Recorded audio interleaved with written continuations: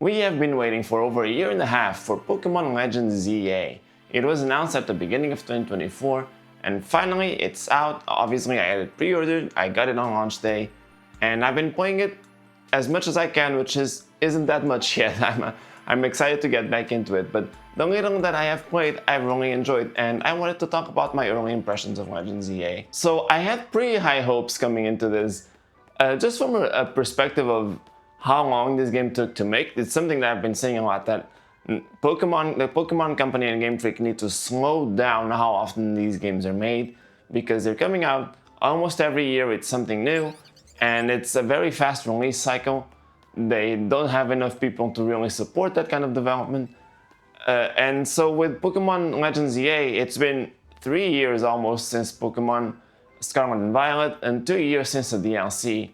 So they've had much longer than usual to flesh this game out. And so I had pretty high hopes for that. And so far, I would say they're kind of delivering on that. So my first impression starting this game is that it is way more cinematic than the previous games have been. I'm playing on the Switch too, of course, so I do have the benefit of the game running at 60 frames per second. But everything does feel a lot more cinematic this time around. The cutscenes are very animated. See the camera moving and pointing at different things, and it moves smoothly. The characters move smoothly. I feel like something that happened in a lot of previous Pokemon games, that movement was very stilted sometimes. The way animations started or ended didn't feel very natural all the time. Things felt a lot more static and stilted, like I said. And I think that definitely has improved a lot. The opening sequence for Pokemon Legends Z-A feels a lot more dynamic and cinematic, and I really do enjoy how it looks. Even getting a little bit further in, there's a small scene during the intro sequence when you're getting back to Hotel Z, which is something I was talking about in the trailers. That's kind of where the adventure starts. You're heading towards there, and there's this scene where you see this very animated cutscene of you're being interrupted by other trainers, and then AZ's Follette comes to you and all that. It's a whole thing. But the downside to how smooth these cutscenes are is that they increasingly seem to be designed with the idea that audio is going to be coming out of the characters, because everything moves very smoothly and fluidly, and you see characters' faces as they speak, but then they speak and nothing's coming out, then you have to read the subtitles. And it's not like voice acting is mandatory in games. Even if your budget is higher, I don't think you have to do it. But it seems to me like they really want to do it, and they're being held back by something, because everything about the way that these cutscenes are made, it feels like it's meant to have voice acting, and it just doesn't. It's so jarring to have these smooth cutscenes, very elaborate movements and everything, and it almost seems like even the characters' lips are lip synced to what they would be saying if it was spoken. But there's no audio for it, so it is really jarring, and I think they kind of have to pick a lane. You're either gonna stay with more sort of static things and you keep the text, or if you're gonna have all this animation, you gotta have the characters talk, because this middle ground is really, really strange. It doesn't feel good. It feels odd. Still, on the positives, I do think also that the world seems a lot more fleshed out than it used to be. And I don't mean in terms of content necessarily, but really there's something very specific that I feel is with object collision, I guess. It happens a lot in Pokemon games. It's been changing, I guess, over time, but this seems to be the most realized yet, in terms of, you have these things in the world that objects and things that have collision. And in the past, it feels like a lot of those objects would have collision. That feels really the collision feels like it extends beyond the visible parts of the object to an unreasonable degree.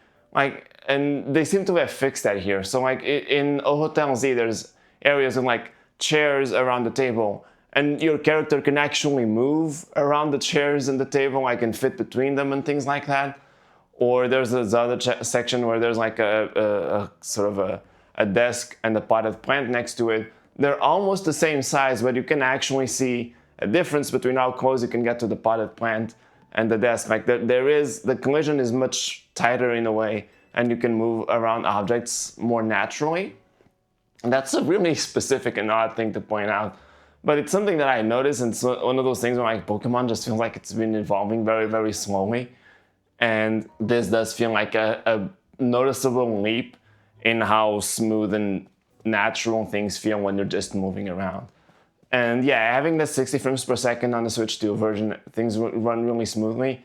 Moving around feels really, really good, actually. It's very nice. It just feels like a modern game for the most part. Like, that's a weird thing to celebrate, but yeah, it feels good to move around and like pan the camera, go around the objects and all of that. It all feels pretty nice. I kind of appreciate that they're actually doing something to improve the experience in that regard. I also kind of like the dialogue with the characters this time around.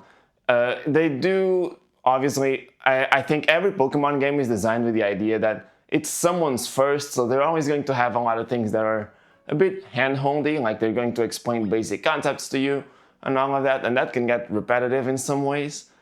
But I think that's, for one thing, because it is designed with the idea that every Pokemon game is someone's first, that makes total sense. Like, this is still a series that primarily focuses on children, so that makes total sense to me, and I think that's fine. But one thing I do like is that it doesn't seem like things linger as much this time around. Like, you do get explanations of things, but it's really easy to like move things along. They don't linger on explanations too much. You can just kind of keep cruising through it. And it doesn't feel like it drags the beginning of the experience that much to me. I feel like that's been worse in previous iterations. It does seem like things are more streamlined than ever. And that also kind of extends to everything here. Like, all of the menus, everything about this game is really, really snappy and smooth. Like opening menus, pop-up information that shows up on screen. All of it feels really smooth and really good, on the Switch 2 at least. I'm not playing on the Switch 1, so I don't know that part. But yeah, everything feels fast and smooth and very polished this time around, which I think is probably helped by that extra development time that they have this time around. That's really good and really shows how important it is to have that extra time. And I really hope that they continue to elongate this development cycle if it means that they can polish these things up a bit more. Though one thing I'll note, on the Switch 2, I guess storage is too fast because there's loading screens sometimes when they're going out of buildings, in and out. And the loading screens have text, but like on the Switch 2, it's pretty much unreadable because it's there for like a second or less. It's really fast. So I don't think they accounted for how fast the game loads on Switch 2 when showing those text tips. It's fine, like I'm sure there's nothing too important in there. But it is interesting that they put text tips there that are basically impossible to read on the Switch 2. That's just funny. Then we get into the big core of the game, the stuff that matters the most, really, which is the gameplay, because Legends Z-A is a huge shakeup for the franchise. You know, turn-based battles are gone, and I'm very glad for it. I've always been very in favor of more action-oriented gameplay for Pokemon. I think what they did with Legends Z-A, not Z-A, Arceus, was already kind of interesting, that they added the strong and agile style. That was kind of cool.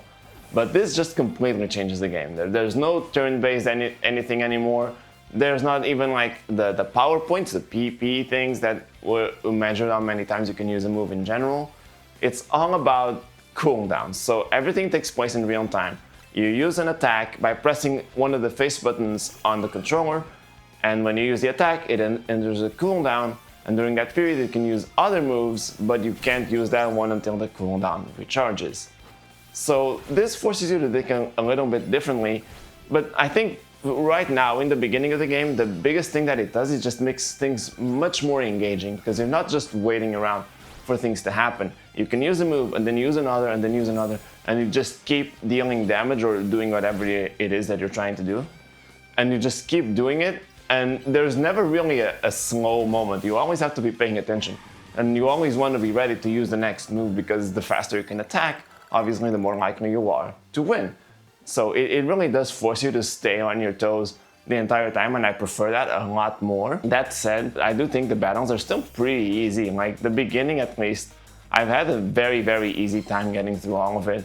And I haven't really felt the need to strategize much, really. Like, there's elements to things where, like, the side in the trailer was like Stealth Rock, stats up these floating rocks, and if the opposing Pokemon actually goes through those floating rocks, they take damage. Like, that makes it a lot more like how it is, for example, in the anime. It's a very interesting, like, representation of Stealth Rock that makes a ton of sense for that move.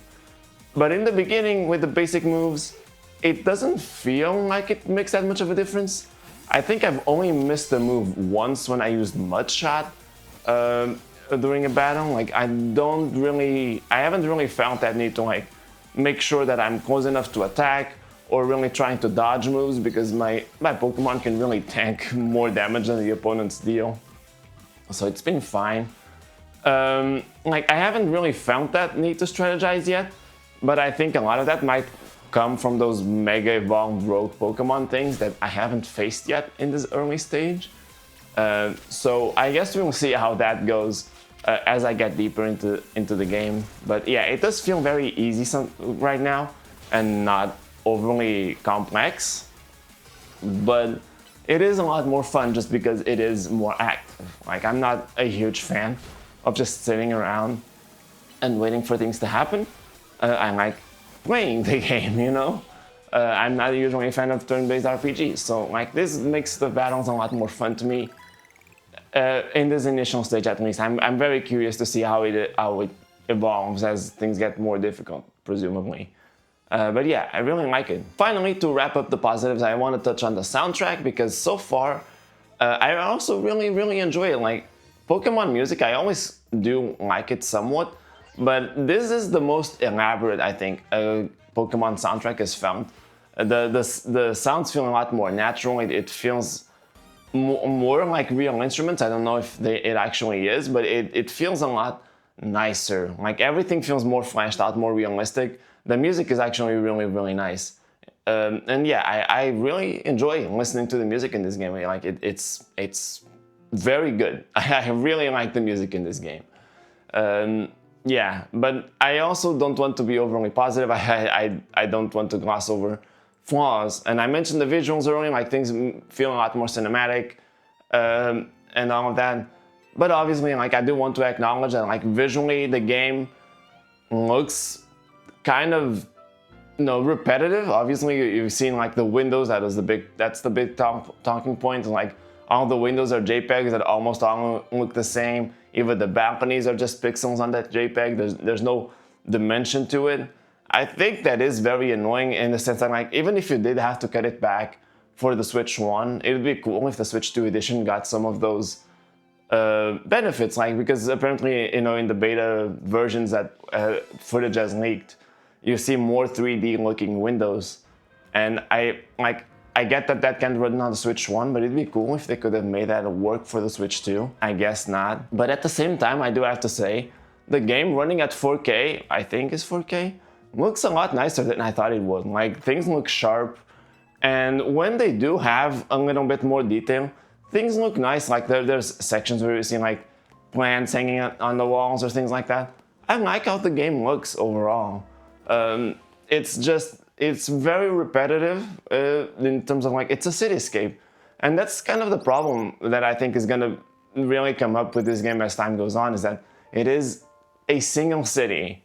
And yeah, it's a huge city, but I feel like because the entire game takes place in this one area, it's going to get old really fast. So that's my big worry right now, is that visually it's gonna be very plain and very repetitive. I'm concerned about that. But right now, for these early impressions, I do enjoy how the game looks for the most part. I can tell that there are things that are repetitive and, like, just copied and pasted, but the game still looks nice. Like, I'm not going to say that, like, this looks ugly. It just looks basic, and I'm okay with that for the most part. I do wish they could do more, but it is what it is.